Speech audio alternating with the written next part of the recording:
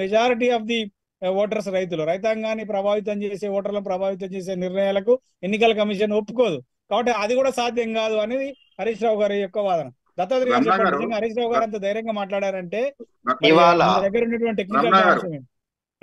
నమస్తే, రమణ గారు ప్యానెల్లో ఇప్పుడు ఉన్నటువంటి పెద్దలకు నమస్తే. ఒక్క నిమిషం ఇవాళ రాష్ట్ర దత్తాత్రేయ గారు, ఒక్క వ్యాప్త నిమిషం అన్వేష్ రెడ్డి గారు మాట్లాడండి. అన్వేష్ రమణ రెడ్డి గారు గారు ఇప్పుడు మీరు బైక్ చూపించవలసిన అవసరం లేదు, ఇంకోటి ప్రూఫ్ చూపించాల్సిన అవసరం లేదు. December 9 అధికారానికి వస్తాము, ఖచ్చితంగా 2 లక్షల రూపాయలు మాఫీ చేస్తాం, మీరు బ్యాంకులకు వెళ్ళి తెచ్చుకోండి అని చెప్పిన మాట వాస్తాము. మేము ఎక్కడ అనలేదని కూడా అనలేదు. ఇవాళ 2 లక్షల రూపాయల రుణం అనేది ఎంత మందికి ఉంటదండి?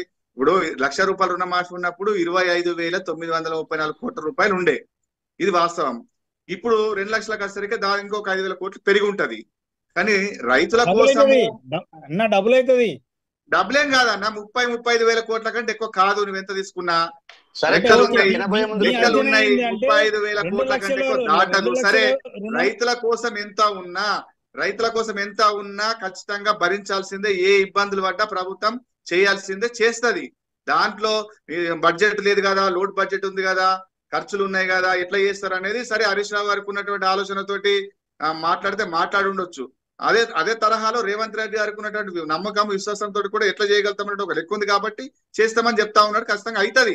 దాంట్లో బ్యాంకులకు ఇన్స్టాల్మెంట్ పెట్టుకోవడానికి, బ్యాంకర్స్ కి ఈఎంఐ రూపాయలు పెట్టుకోవడానికి ఒక అవకాశం ఉంది. గతం రాజశేఖర్ చేశారు.